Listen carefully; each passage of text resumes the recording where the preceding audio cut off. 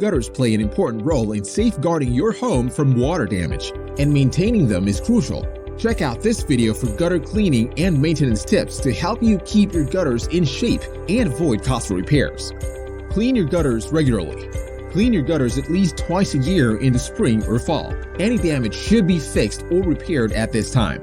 Install gutter guards. Keep your gutters debris-free with the help of gutter guards. This will actually allow less frequent gutter cleanings. Check for gutter leaks and damage. Regularly inspect your gutters for leaks and damage, and repair any issues promptly.